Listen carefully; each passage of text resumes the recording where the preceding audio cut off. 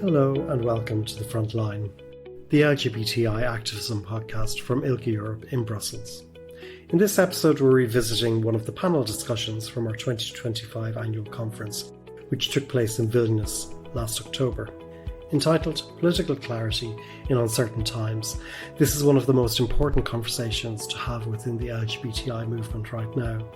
Across Europe and beyond, we are living through a moment where LGBTI people and other marginalised communities are being deliberately weaponised by political actors seeking to dismantle the democratic structures that protect us all.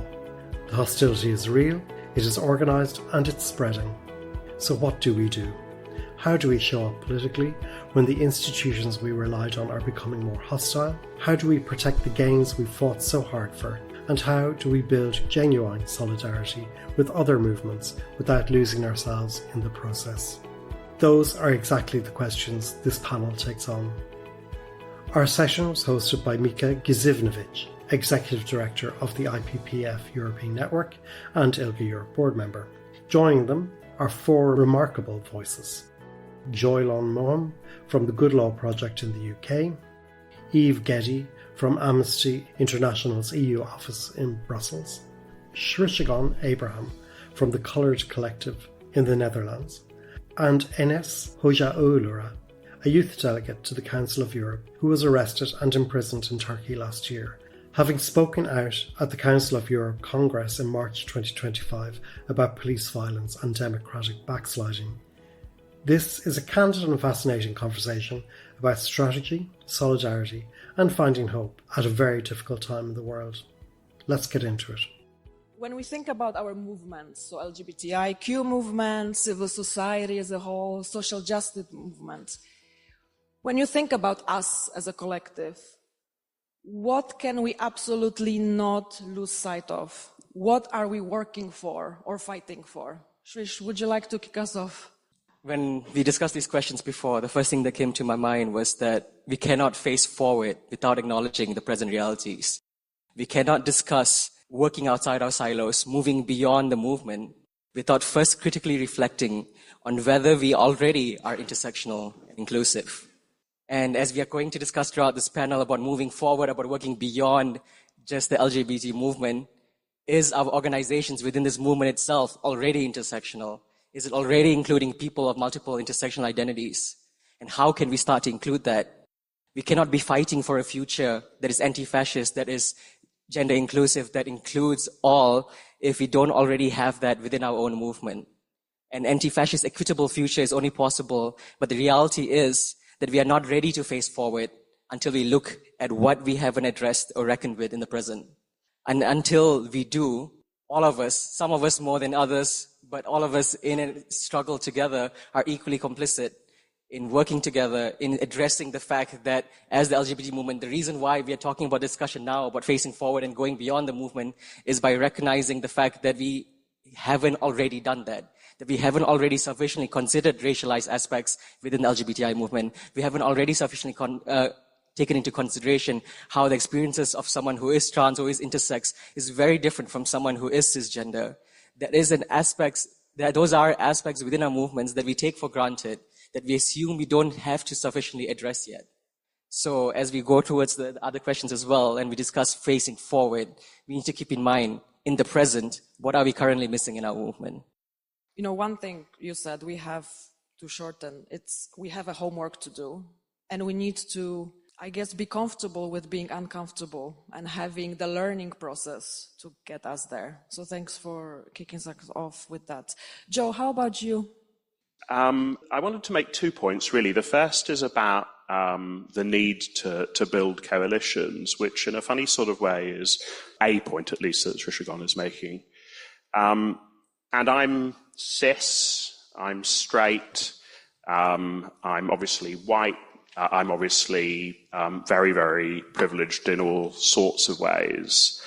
And my journey is one that I reflect quite a lot on, actually. I talk about the movement, my own sort of story, journey from a state of blissful ignorance to a greater enlightenment as opening a whole new moral universe. to me. And I don't offer that reflection self-indulgently. I offer it because it's a way for me to speak to other people like me who, let's be honest, hold a disproportionate and undeserved amount of power. And I like to tell them the story about how I was invited to go to a Black Trans Lives Matter march in Brighton by one of my kids. And I thought, Brighton's a pretty woke part of the UK, but it's not very Black. And so the intersection between people who are trans and people who are Black in Brighton is going to be tiny. And what I learned when I got there, actually, was that everyone who was Black in Brighton and everyone who was trans in Brighton was there. So we weren't looking for that Venn diagram, that intersection between those two communities. Those two communities both understood that they had something very, very important in common. And what they had in common was an experience of being oppressed, and an understanding of the need for solidarity in tackling the power structures that oppress them.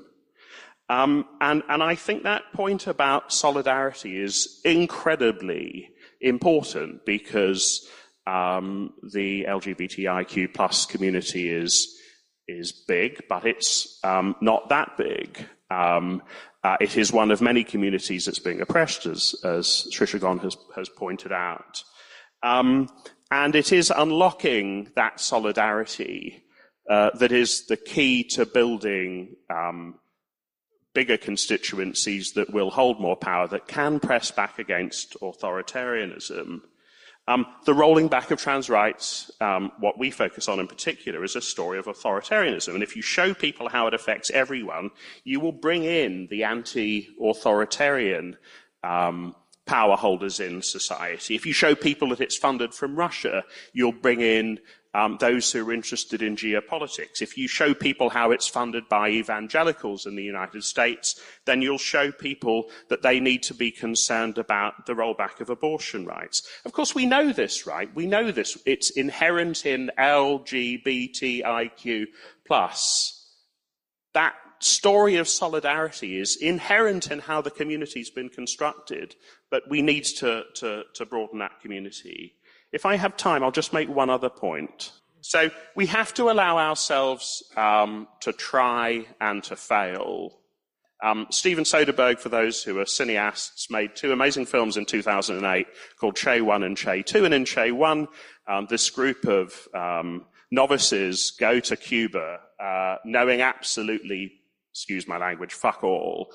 And they deliver a successful revolution in Cuba. And that's Che 1. And Che 2 is about those same group of people knowing a hell of a lot more, going to Bolivia and failing. The Goodwill Project is now enormous. We employ 40 people. We've grown from 0 to 40 in 5 years. We're probably running 20 pieces of litigation defending the trans community in the United Kingdom. We have an income of £6 million a year, of which 85% is funded by members of the public. We've done that not because I'm clever. We've done that because we've been lucky. And you can only be lucky if you're prepared to try different stuff and you're prepared to fail all the time. You only need to succeed once and you can fail endlessly. We have to give ourselves space and time and permission, and we have to indulge in self-care in order to make those things possible. Great, thanks, Joe. And just on the last point, I totally agree that we learn by failing, but I wanted to connect it to your first point that you made about privilege.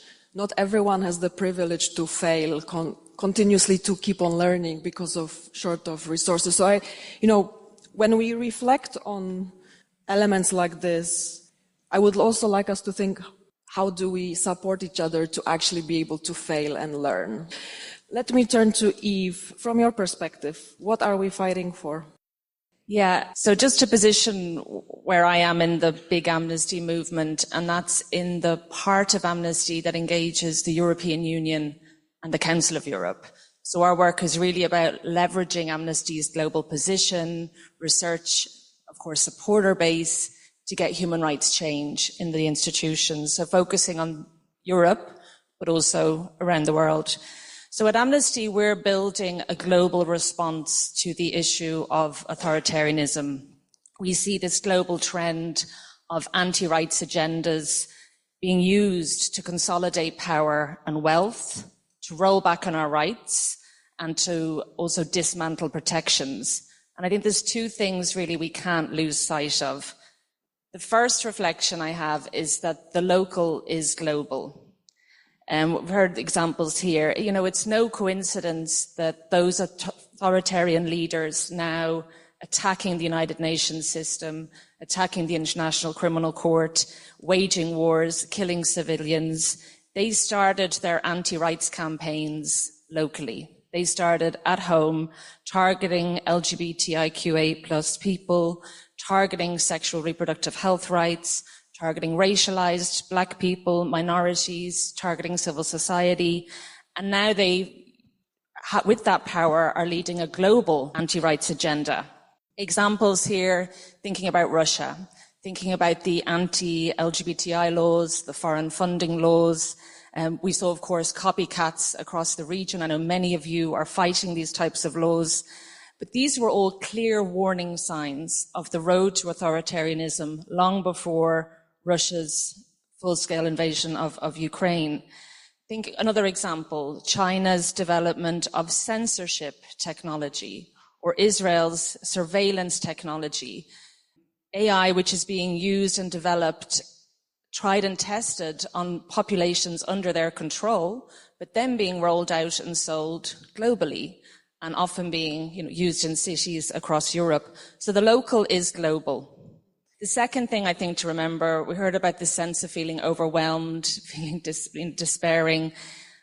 I think it's really important to remember that this global backlash of patriarchal, colonial, racist ideology is a response to our success. It's a response to all the wins that we've made globally and over decades, the protections, the visibility, the gains, which we as civil society have fought for, means that those who traditionally held power and control are now leveraging infinite resources to try and get it back and to try and put us back in where they think our place is.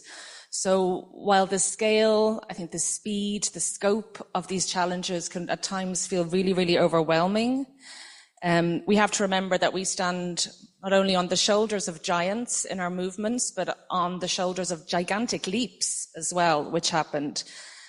Social movements have fought these battles before.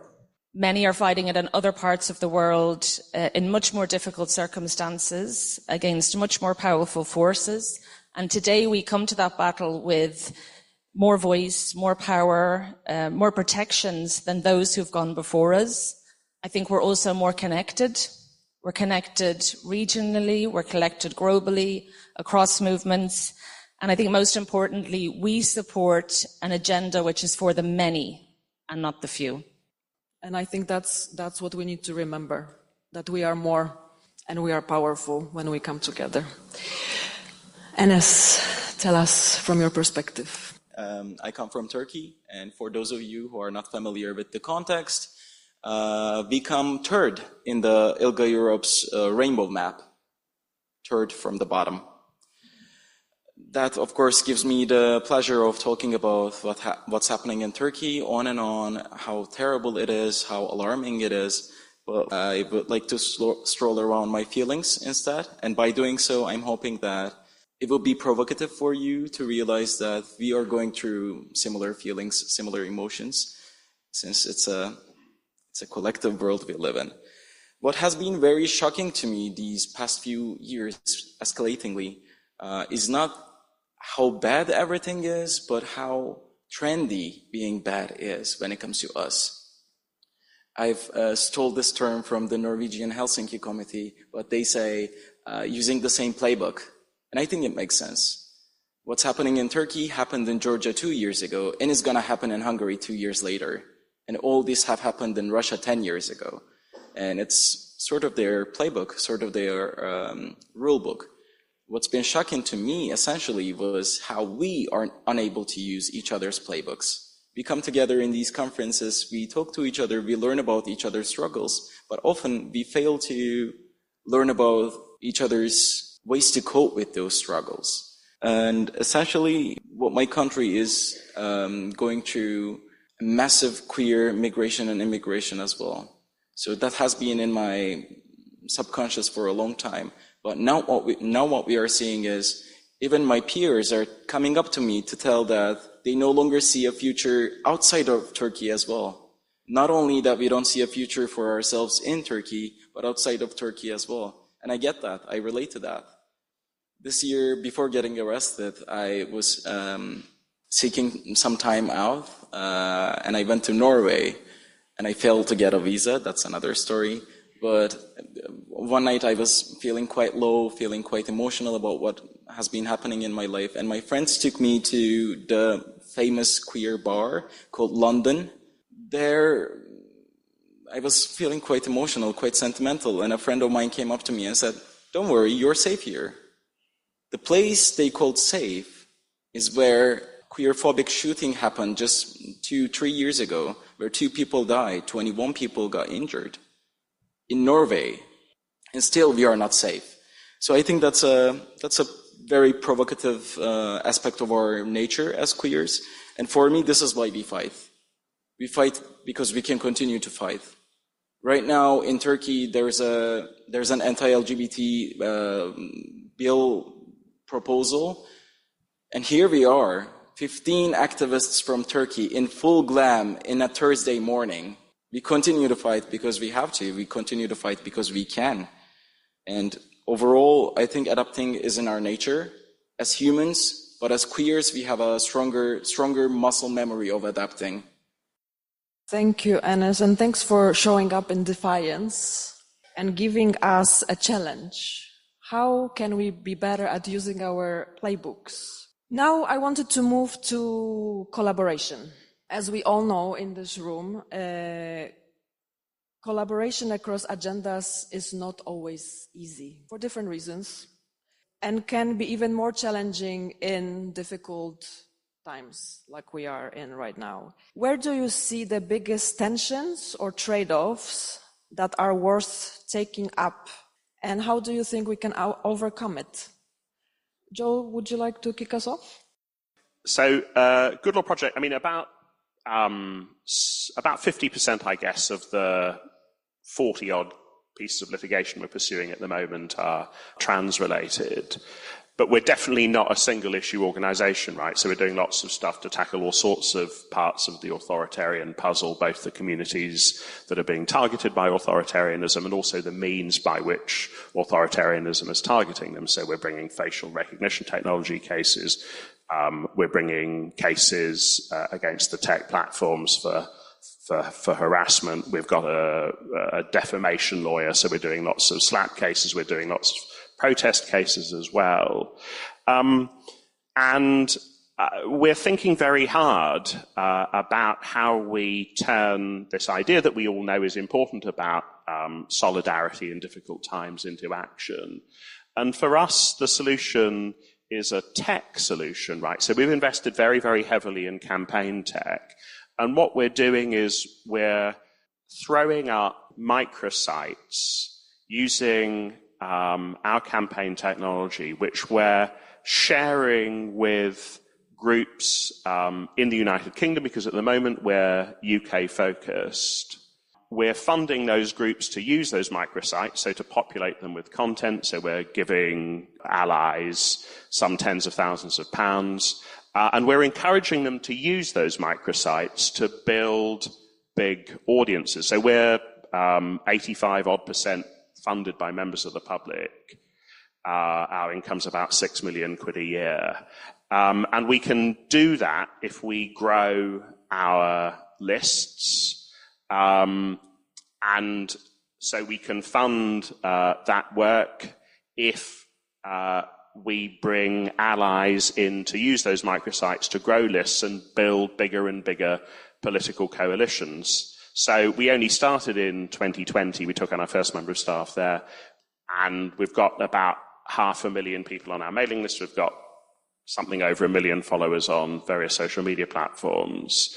But to me, tech is a big there's a big possibility there to build coalitions and for organisations that have the privilege of having found a successful funding model to make their institutional resources available in service of the collective. Shrish, could you share from your side? What about the collaboration? I think from how I understood the question, I'm going to address it a bit more broadly. So in September 25th, the revolutionary Assata Shakur passed away. And if you don't know, Assata Shakur was a revolutionary fighter in the US during the civil rights era for the rights of Black Americans. And one of Shakur's quotes I feel is relevant here. Nobody in the world, nobody in history has ever gotten their freedom by appealing to the moral sense of the people who are oppressing them. I feel that yet many of us, including Colored Collective with the Trans Clinic that we facilitate, we have not yet learned from the lessons from many of our colleagues in the Global South, with many of our colleagues across Europe, from Georgia to Russia to Azerbaijan to Turkey, are so crucially dependent on structural support and financial support from public authorities. And at any given moment, including with Colored Collective, including with ILGA, our funding gets cut, our support gets revoked, our people gets illegalized, criminalized, jailed, deported. Organizations that we know of, including in the Netherlands, get in the UK, in Russia, in France, get banned or labeled as terrorist organizations, and our communities are harmed. Meanwhile, racialized, ethnicized, marginalized, and trans people are further demonized in media, and disabled people are yet further invisibilized and removed from the discussion altogether. We constantly talk about the fear that fascism is rising. But what we fail to realize is that European liberalism, as Eve pointed out, is built on the shoulders of fascism's predecessor, colonialism. And European liberalism has ensured its presence today, especially for the most marginalized across Europe. And until now, we're still seeing that through the systems that we already have in place, we keep talking about the fear of fascism to our rights. The rights of the most marginalized are constantly being trampled upon. The biggest tension to me in regards to this question is reckoning that, in the words of Audre Lorde, that we are using the master's tools, relying on public funding, relying on public authority and support, but to use these master's tools is to try to save ourselves and our communities as we count down the days that these tools are going to be used to bury us. So for me, there's only one way that we can overcome this, as Chabo mentioned, that we need to reimagine anew. We need to look into ways in which we can fight for LGBT rights on our own terms together. We need to see how we can move towards independence away from public authorities, from public funding and support, and into ways in which we support and finance and fuel ourselves on our own terms. By finding new ways, alternative ways, circular ways, equitable ways to organize with other collectives, to move towards equitable relations with LGBTI collectives across the board, but also collectives beyond the movement. So this is where those of us with power, in power, of power, whether that's individually, as Julian mentioned with his reflections regarding identity as a cis white person, but also in terms of organizations, in terms of organizations that do have structural power, and Amnesty, UNHCR, and others, even ILGA can play a role, is to recognize that those of us in power, with power, whether individuals or organizations, have to take on the responsibility to fight for those of us who are continuing to be silenced and trampled upon. Where we stop trying to build bridges with liberals, masters, fascists, but with each other. Yet, in my experience with CQ as well, across activism, is that as we try to build these tensions with other collectives, that there's so many tensions there as well, that we struggle to find unity and solidarity with each other, and that we keep falling into this trap of ideological purity and fear of each other when we should be working towards reciprocity and solidarity. I think that's in terms of the tensions of moving away from relying so much on the state, but relying more and more on each other to fight, that we need to see how can we truly work towards, as we keep talking about terms of solidarity, terms of working together, terms of being a movement, how can we look past our differences or even embrace the differences that make us queer into working towards a truly intersectional movement? I think that's still a discussion that we're struggling with. I think it's easier to see the differences between all our organizations, to narrow down and nitpick on like who exactly do we support or what do we stand for. But I'm hoping that throughout this conference, as we're looking towards facing forward and discussing alternative ways of being and organizing, that we can look into how exactly can we organize together, whether that's regionally, locally, or internationally, as we're working towards now. Enes, how about your point of view on this? Thank you. As far as I've understood, this question is about where we see tension, where are the breaking points. And around that subject, I think I was very pleased to hear that one of this year's focus areas was allies, building allyships. Circling back to what I said about Norway and obtaining a visa, I didn't necessarily want to seek asylum then, but I needed some time to see where life was taking me to. And I naturally went to Norway because A, it's a champion for LGBT rights, but B, because I had a huge network there. The Embassy of Norway is my organization's main donor. I knew a lot of people from the civil society there, and we even had the Minister of Foreign Affairs in our phone book.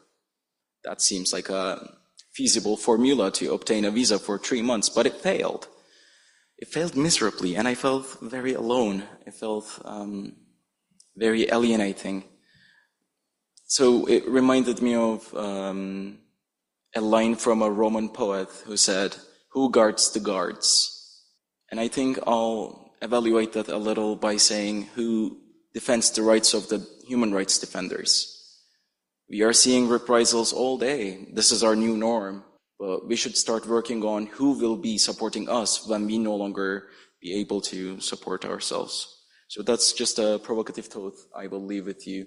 And around the subject of allies, I was quite surprised positively this year about unexpected allies in my life, because a Turkish prison is just as you can imagine, maybe worse. And I naturally hid my identity as a queer person. But what I didn't know was that newspapers had different ideas.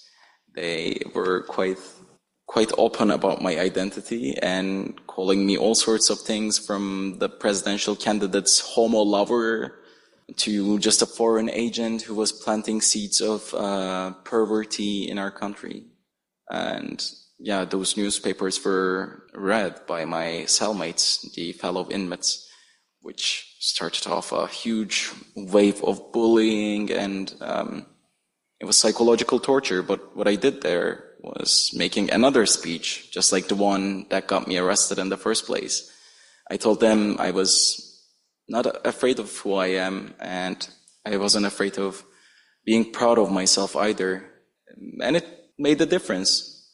For a lot of them, I don't think they learned about queer theory. They didn't necessarily acknowledge what queer identity was, but it made them realize their respect for a human being as a human being overcame their queer phobia.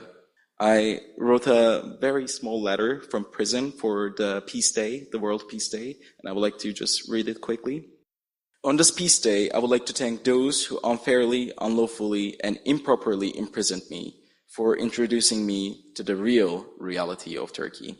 In my own bubble, I used to think that the mosaic of Turkey was composed of colors that would never look harmonious side by side.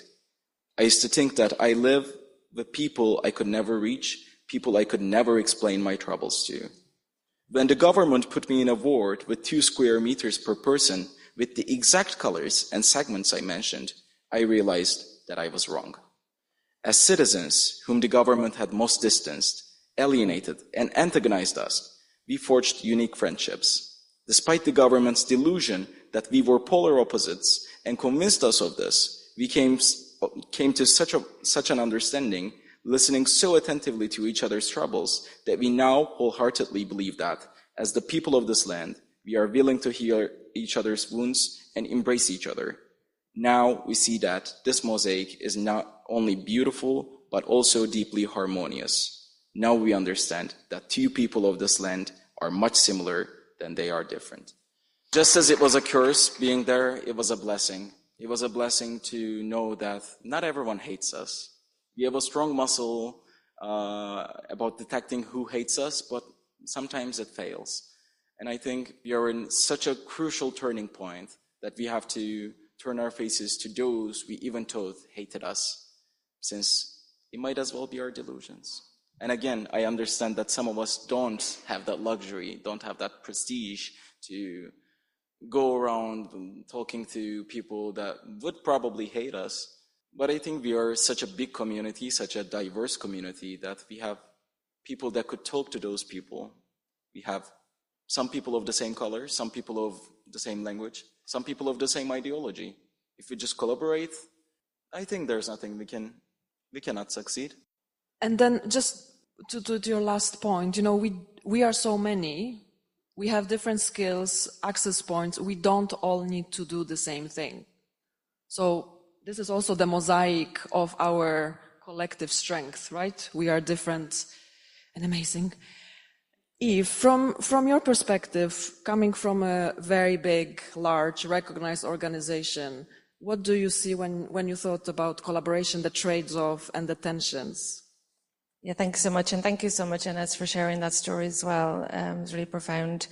I'm thinking about tensions and trade-offs. I was thinking about kind of that coalition work that we do, particularly at the EU space, where I've worked for almost 20 years, where you have large coalitions, cross-sectoral, but often networks of networks, which can also be quite complicated at times. And of course, coalition work, it brings a lot of strength, it brings a lot of leverage, and it brings a lot of constituents and supporters, particularly if you're working with trade union groups or development sector, etc. But it also brings tensions, and I think particularly around recognition and resource, and whether that resource is financial or more political. And organizations with power and privilege, particularly organizations like Amnesty, need to know when to use it, when to use that power, and when to step back, when to concede. I think listening and learning is really, really key, and particularly when rights holders and groups representing rights holders challenge your position, challenge your language, your framing. It's really important to listen to that. Sometimes we're the interface with a lot of other civil society partners behind us. There's lots of other teams, but to relay back, we're out of step here. This language being challenged, can we discuss, or let's have a meeting with this group and see how we can improve. And time, time is one of the biggest trade-offs in coalition work because it takes a lot of time. You really need to build trust and relationships so that you can manage, choppy waters. And I think it's really good also to foresee in that coalition space or with partners where you may not have alignment, or and explore compromise ahead of urgent deadlines, like having discussions at 11:30 at night with a coalition partner about a joint statement. That's probably something to avoid. So I think beforehand you can maybe identify issues where there could be difficulties and try and engage in that in a constructive way before. But I also think with your question that during these difficult political times, we can also be presented with compromise or trade-off which aren't worth taking. And there was two examples that came to my mind, which I've navigated recently. One was where Amnesty's, our evidence, was really at the core of our work. We had an issue in a coalition. It was a piece of work on crackdown of Palestinian solidarity protests across Europe, a really urgent human rights concern and something that we're looking at. But we were working on this piece with organizations who were focused solely in the European Union. So unlike Amnesty, weren't working on the situation in Israel and the occupied Palestinian territories. And on this statement, some of these networks were having discussions about the situation there for the first time. And as a result, the final draft, which we received to sign on, had removed all references of genocide, all references of illegal occupation, and all references of apartheid. And as Amnesty, we just said we couldn't sign a statement, we couldn't put our name or logo on a statement which removed not only clear violations of international law, but violations which we have documented and our colleagues have documented, and many other UN independent commission, ICJ, etc. But we did that in a respectful way, and again with the networks explained why, and really encouraged them to have those discussions within their networks. Maybe yes, they're working on civic space in Europe, but they needed also to either agree to the amnesty language or not have us part of that. So creating conversations on other networks can be important. And another space, I think, is also the how you work. And I think really dignity, inclusion, mutual respect are really core to what we do and how we do it. We don't always get it right, but we're working hard. And in our space at the Brussels level, we've sometimes had to step back from coalitions where we don't feel these principles have been followed. And that's been quite tough, particularly when on an issue there is a coalition in the Brussels space. You go there, you get our information. To step back from that because of ways of working or because certain groups are excluded can be tough, but it's the really right thing to do. And when that happened, we saw actually new collaborations emerging. A really great example here of one of those new collaborations is the European Coalition on Sex Workers' Rights and Inclusion, led by the European Sex Workers' Rights Alliance, which Amnesty was a proud member of, Human Rights Watch, ILGA, of course, Transgender EU, IPPF, but also a lot of racial justice and migrants' rights organizations.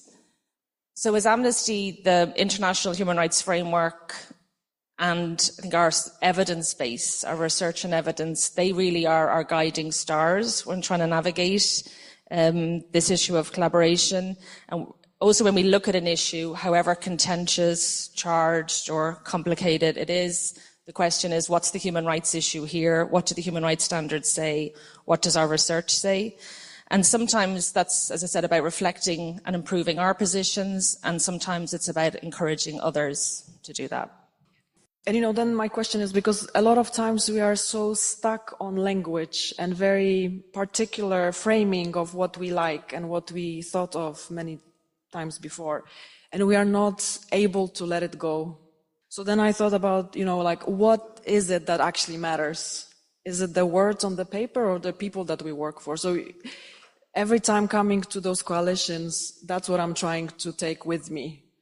And what is not okay to give up as ourselves as humans, but also organizations that we work for. And we said we would stand for many different things. So thanks for bringing that perspectives. We have the last question now that will solve all of this. So I am looking for new possibilities. Where do you see opportunities for collective work?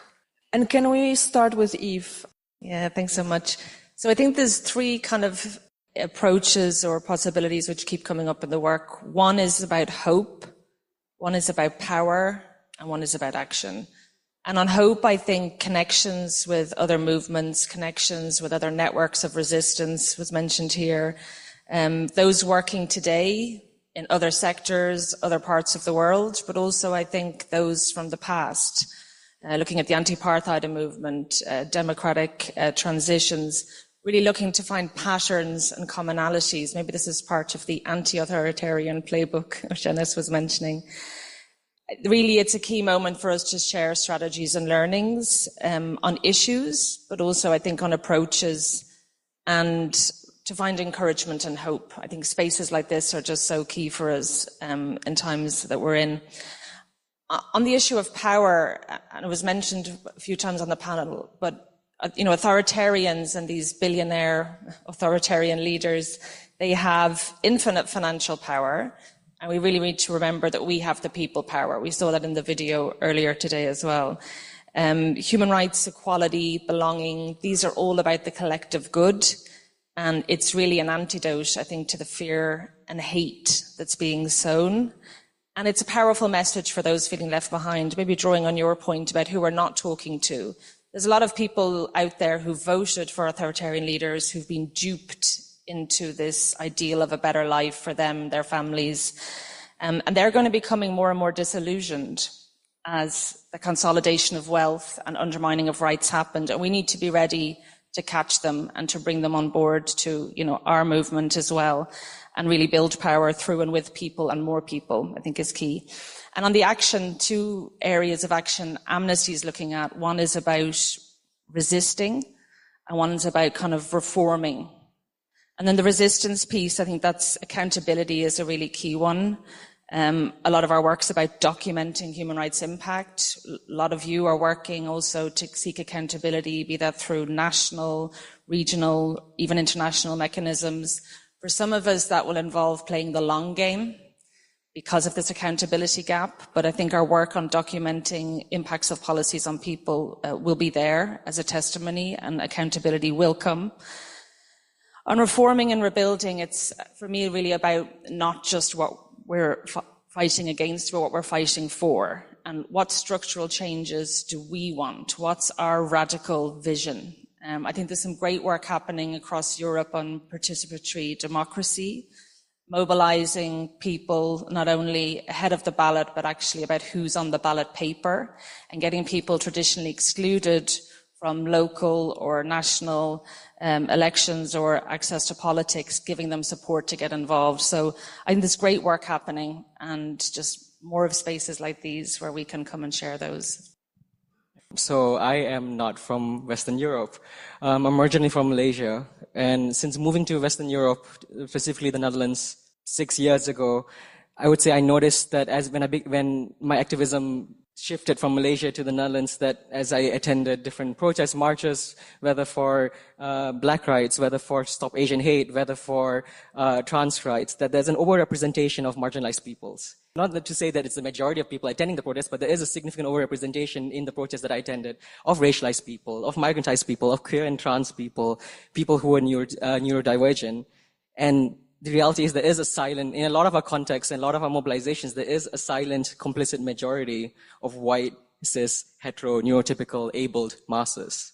And what we are witnessing over the past years, hopefully, at least from what I've witnessed, is there is a shift, even the tiniest of shifts, no matter how small it has been, that we felt it shakes with Black Lives Matter, with the genocide in Ukraine, and we see it now, hopefully with the genocide in Gaza, with mobilizations in Georgia, in Hungary, and many others, that there is a wave of mass mobilization and organization that's not just young marginalized peoples, but it is one of intersectionality, one of interraciality, one of intergenerationality across different generations, across different identities, of intersectional solidarity, united together in these white mobilizations against fascism, against apartheid, against Zionism. And what I can say in terms of opportunities for collective work as Color Collective that I'm really grateful for is that recently we've started to push ourselves to recognize that, acknowledging the fact that our existence is resistance and that we are, by existing, political. So, and to push Color Collective towards this path to partner with other anti-fascist collectives, whether that's Feministas in Hollanda, whether it's the Base Camp for Tactical Imaginaries, True Counterpower, Verzet tegen Oorlog, to find new ways of resource sharing that's not just financial, but ways in which, for example, the Base Camp provides us a space to organize in exchange that we provide volunteers and ways in which we share our knowledges with them. So new ways to work together as collectives so that we can organize together, to build a broader network of anti-fascist collectives. Because as you pointed out, it's not that we all have to do the same thing. We need to recognize what is our positionality, what are our privileges, and what can we give and get back. So Color Collective, for example, a lot of our volunteers and our community are refugees and asylum seekers. And in the Netherlands, it's really oppressive in the freedoms that asylum seekers have, in how they can leave the centers that they're placed in, how they can find community, how they can be compensated as volunteers. And knowing that Color Collective can be a voice for them so that they don't individually have to be in danger in their application processes. Color Collective stands in their place to fight for their rights. And we also go through internally as well in processes to how can we link them to resources to fight for their rights, for their applications, to connect them with the right resources so they can still get trans healthcare, even though that's super inaccessible when you're an asylum seeker in the Netherlands. So that's recognizing the fact that as a foundation, as Color Collective, we can find ways to provide community, to provide care, and still fight for the rights of those even more marginalized as racialized, queer asylum seekers in the Netherlands. And that's the same thing for all of our organizations here today. What are the positions of power or privilege that we have that we can support communities within our context, local, regional, national, international, that are more marginalized? And how can we stand up for them and find new ways of organizing in which we help them and in turn build networks in which it's more circularity, one that's built on reciprocity, one that's built on solidarity, one that's built on circularity. So in terms of going back to the main theme of this event and how do we face forward, and to quote Asata Shakur again in terms of what is revolution, revolution is evolution, revolution is love, revolution is weapons of mass construction. We need to resist on our own terms, to find ways of being and existing and organizing on our own terms together. So first, that is starting with us as collectives, as movements. What can we do internally? What can we reflect upon? Going back to like my answer in the first question, what can we do to address what's missing in terms of intersectionality within our organization? What can we address in terms of like inclusion guidelines, in terms of moving them to practice? Because I heard from a colleague that attend the ILGA conferences many times. ILGA has really detailed policies on inclusion, but yet in the space that's very primarily white, they face constant microaggressions throughout the conference. So what can we do, present here today, in the coming 3 days, but also in our organizational context, address these type of issues in terms of being more inclusive for everyone, to be truly intersectional, to take not just write inclusion guidelines, but actually take into practice within our organizations to truly include everyone. And once we can reflect in retrospect on what's missing critically in ourselves, in our organizations, what our own biases and privileges, our whiteness, whether we are situated in Western Europe, whether we are cis, whether we are able, and how can we then include voices that are missing, disabled voices, neurodivergent voices, racialized, marginalized, migrantized, ethnicized voices. And once we do that, then we can start talking about moving beyond the movement, about truly building a collective of anti-fascist organizations. Because as with the theme of today, the future of LGBTI rights is in our hands. So we need to determine that on our own terms. I've already talked about tech as opening new possibilities for collective working. I really know, because we do lots and lots of work across different sectors, how hard it is to actualize solidarity between communities one's organization does not already serve.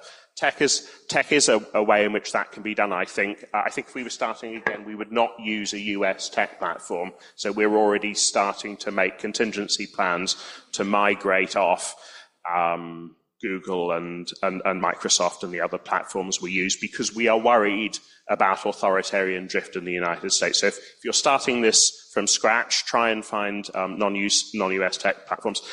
Second point, there's a tension, right, which is present even on the platform today. I'm not going to offer a resolution to it, but I think unless we state it, we won't address it very well. There's quite a big difference between what inside advocacy and outside advocacy looks like. Inside our community, we want to offer hope.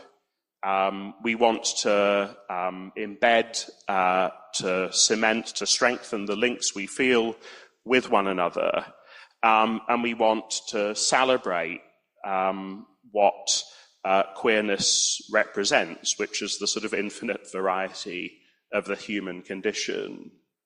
But we do also have to build allies outside the community, and that advocacy can sometimes be an advocacy of peril, an advocacy of threat, an advocacy of fear.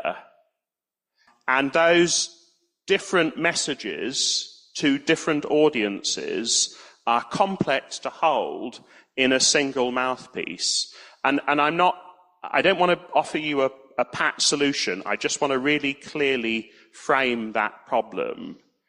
Because I think unless we frame the problem in that way, we have no real way of resolving it. Very quickly at last, we are seeing in the UK a waking up to the threat. We are seeing in the UK a waking up to the threat. So we are seeing new, deeply pocketed liberal funders understand that what is happening to queer communities in Britain is essentially the canary in the coal mine of fascism. We've talked about recent history. I think that Trump is reading Nazi history and is learning the lessons from Nazism and is implementing those lessons in the United States. So I think we can look further back. I am very, very worried. We are already making plans to leave the United Kingdom, contingency plans, but we are making those plans. And I think others are waking up to that as well. Well, I'm not in a position to say how you should collaborate. For once, I am too young and unexperienced for that. I can tell you why you should collaborate and perhaps how could we, in a sense that I, again, come from one of the worst countries for queer rights and freedoms in Europe. And the practices we now have compared to just a few years ago when I started becoming more and more active within the society are completely different. For once, now with the new legislative proposal, we came together as all the LGBT associations, all the NGOs, for an ad hoc committee of NGOs, and we work together as one.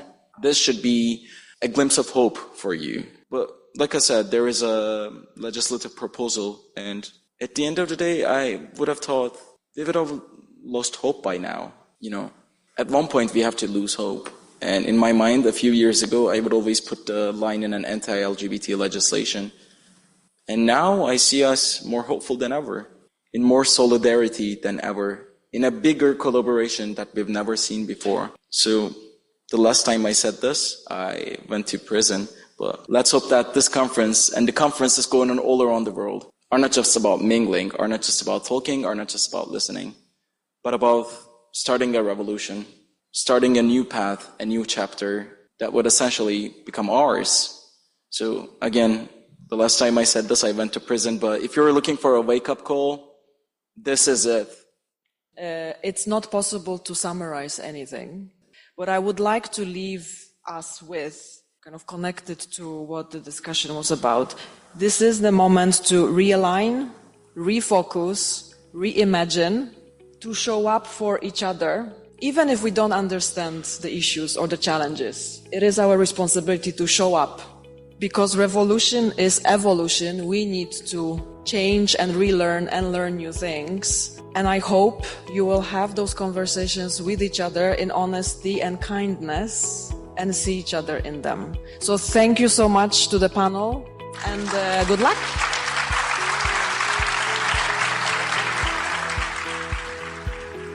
You have been listening to the Frontline LGBTI Activism podcast from Brussels. Thank you to all our panelists and to our session host, Micah, for facilitating the conversation so thoughtfully. If this conversation sparked something for you, share it with someone who needs to hear it. These are discussions that deserve to travel further than a single room or recording. And until next time, keep organising, keep building and keep going. And see you next time on the Frontline. Bye for now.